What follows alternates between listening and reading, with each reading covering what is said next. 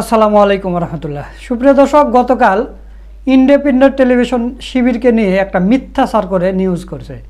শিবির নাকি ছাত্র দলের 5 জন নেতাকর্মীকে পিটে মেরে আহত করে দিয়েছে, এটা নিয়ে নিউজ করছে। তো তারপর দেখা গেল যে ছাত্রলীগেরা এবং ছাত্র দলের বিএনপির নেতাকর্মীরা সবাই এই পোস্টটা শেয়ার করতেছে এবং শিবিরের বিরুদ্ধে অনেক লেখালেখি করতেছে। তো পরবর্তীতে দেখা গেল যে ওখানকার সাধারণ ছাত্ররা তারা বলতেছে যে এরা চট্টগ্রাম কলেজ দখল করতে এসেছিল, সাধারণ শিক্ষার্থীরা তাদেরকে পিটিয়েছে, এখন নাম দিয়েছে শিবিরকে। এবং শিবিরের যেই সভাপতির নাম দেওয়া হয়েছে তিনি 10 দিন থেকে ঢাকায় অবস্থান করতেছেন। চট্টগ্রাম মহানগরের উত্তর ছাত্র শিবিরের সভাপতিকে জড়িয়ে মিথ্যা রিপোর্ট করে ছাত্রদল।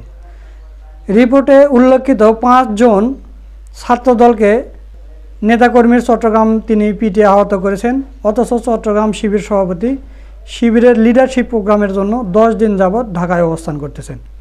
তো প্রিয় দর্শক, এই শিবিরের সভাপতি ইনি নিজেই লাইভে এসে এই বিষয়টা পরিষ্কার করেছেন। তো চলুন আমরা সেই ভিডিওটা আগে দেখে আসি।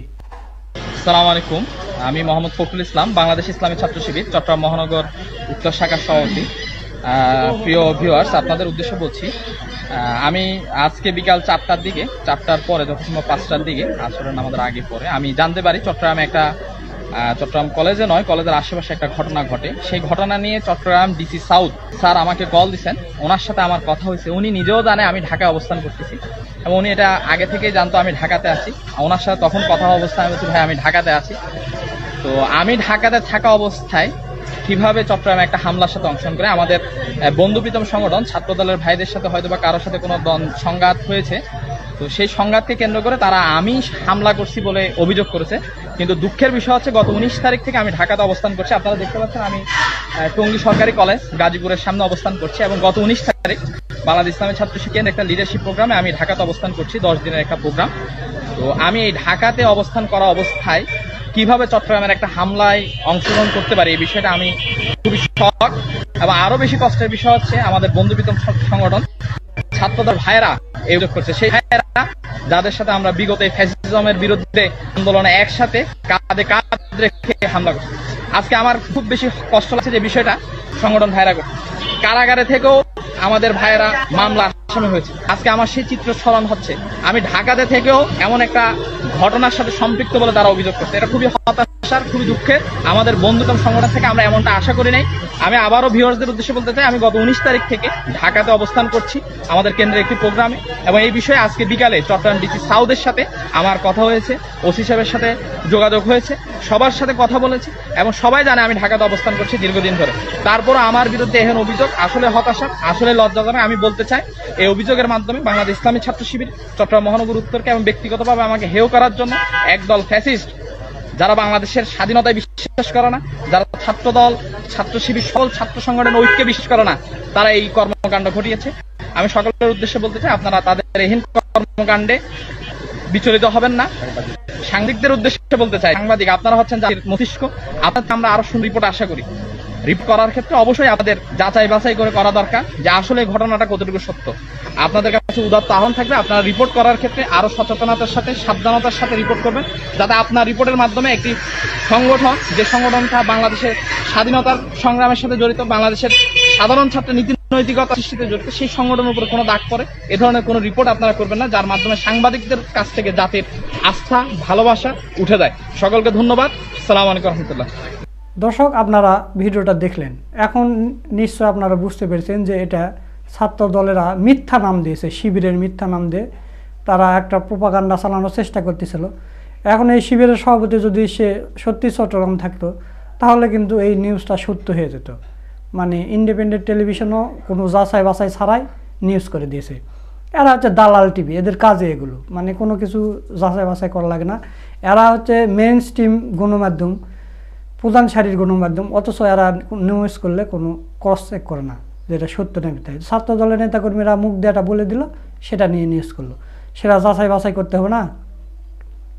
তো যাই হোক, ছাত্র দলের নেতাকর্মীরা এখন শিবিরকে ভয় পাচ্ছে কেন? আগে ছাত্র লীগেরা পেত, এখন ছাত্র দলেরা পাচ্ছে কেন?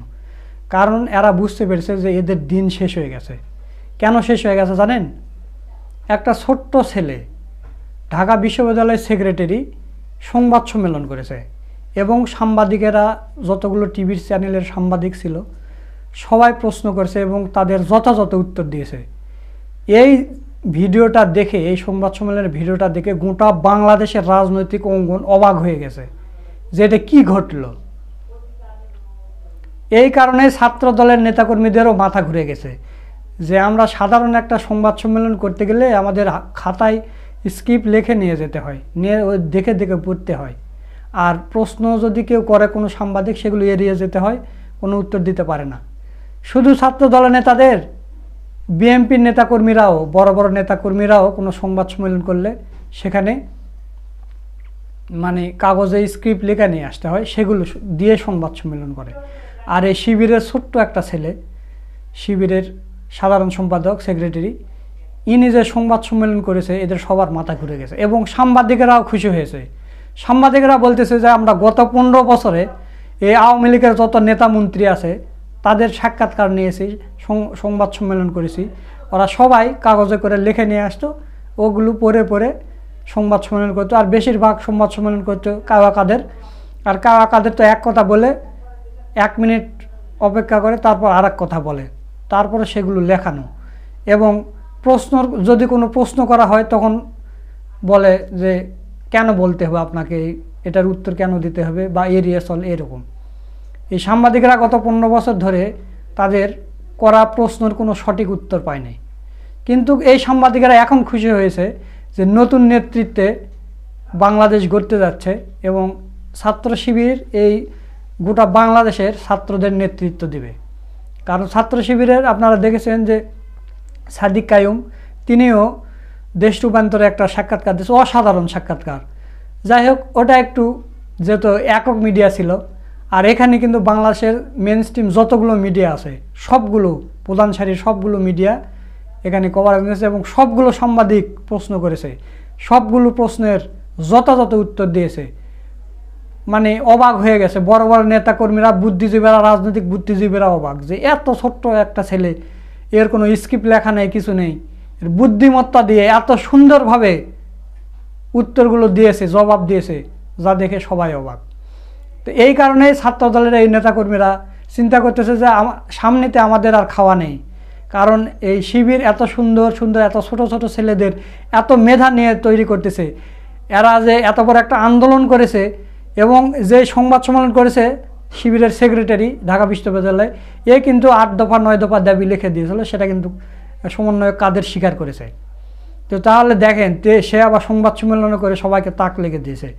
এই কারণে ছাত্র দলের আর চিন্তা করতেছে যে আমাদের ভিতর তো অতটা মেধা নেই,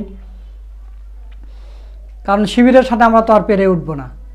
এই কারণে তারা শিবিরের নামে মিথ্যা প্রপাগান্ডা চালাচ্ছে। আগে চালাচ্ছিল ছাত্র দলের নেতাকর্মীরা যে শিবির রক কাটে, গত 15 বছর ধরে একজনের রক কেটেছে, আপনি দেখান, একটা প্রমাণ দেখান। তো ছাত্রলীগ ধর্ষণ করে, ছাত্রলীগ চাঁদাবাজি করে, লুটতারাজ করে, এগুলো আমরা সবাই জানি। গত 15 বছর আমরা দেখেছি, অসংখ্য নিউজ দেখেছি। কিন্তু আপনারা যে প্রপাগান্ডা চালান যে শিবির রক কাটে, আপনারা গত 15 বছরে একটা নিউজ দেখান, একটা পত্রিকার কাটিং দেখান, ছবি লাগবে না বা কোনো ভিডিওর দোকান, একটা কাটিং দেখান যে শিবির উমুকের রক কেটেছে। তো গত 15 বছর ধরে যারা রেগুলার এই কাজ করে যায়, গত 15 বছর ধরে তারা বসেছিল, তারা করবে না? আপনারা এগুলো কেন প্রচার করেন? আপনারা বিশ্বাস করেন কিভাবে? এই 15 বছর ধরে যে কাজ করলো না, আর সেটা মুখের কথায় আপনারা বিশ্বাস করে দেন। তো যাই হোক, এই কারণেই এদের মানে দিন শেষ হয়ে গেছে, এক কথায় দিন শেষ। এই অন্যান্য যেগুলো সন্ত্রাসী সংগঠন আছে, ছাত্র সংগঠন, এদের দিন শেষ। নতুনের রাজত্ব আসতেছে বাংলাদেশে, সেই বাংলাদেশের বড় বড় বুদ্ধিজীবীরাও সেটা অনুমান করেছে। এই কারণে এরা মিথ্যা নিউজ করতেছে শিবিরের বিরুদ্ধে। তো প্রিয় দর্শক, আপনারা বুঝতে পারতেছেন যে এটা ইন্ডিপেন্ডেন্ট টিভি যে একটা নিউজ করেছে, এটা পুরাপুরি মিথ্যা নিউজ, মানে একপাক্ষিক নিউজ হয়ে গেছে। তো ওরা যখন, ছাত্র দলের নেতাকর্মীরা যখন অভিযোগ তুলল ছাত্র শিবিরের সভাপতির বিরুদ্ধে যে ছাত্র শিবির সভাপতি আমাদের পিটিয়েছে বা 5 জনকে আহত করেছে, ইন্ডিপেন্ডেন্ট টেলিভিশন ওই 5 জনের সাক্ষাৎকার নিয়ে তাদের নাম লিখলো তাদের নিউজের ভিতরে, অথচ শিবির যে তাদের পিটিয়েছে, শিবিরের সভাপতি, এই ইন্ডিপেন্ডেন্ট টেলিভিশন শিবির সভাপতির কোনো সাক্ষাৎকার নিয়েছে বা তার থেকে ক্রস চেক করছে বা তার থেকে শুনেছে যে আপনি এখানে ছিলেন কিনা বা আপনি এর সাথে জড়িত আছেন কিনা? এটা তো শোনার পর তো নিউজ করার কথা, কিন্তু এটা নিউজ করেছে না। শিবিরের সভাপতি তিনি ঢাকাতে অবস্থান করতেছেন, তিনি প্রোগ্রামে আছে 10 দিনের প্রোগ্রামে, অথচ শিবিরের সভাপতির নাম দিয়ে এরা মিথ্যা প্রোপাগান্ডা চালাচ্ছে এই ছাত্র দলের নেতাকর্মীরা। এখন সবাই বলতেছে কি জানেন, আগে ছিল ছাত্রলীগ, এখন হয়েছে ছাত্র দল। এরা হচ্ছে মুদ্রা রেপুট। এরা এই মানে শিক্ষা প্রতিষ্ঠানগুলোতে এরাই সন্ত্রাসী চাঁদাবাজি চালাবে। তো অত সহজ নয়। গত 15 বছর পর আমরা দেশ স্বাধীন করেছি, এখন আর ওগুলো হতে দেওয়া হবে না।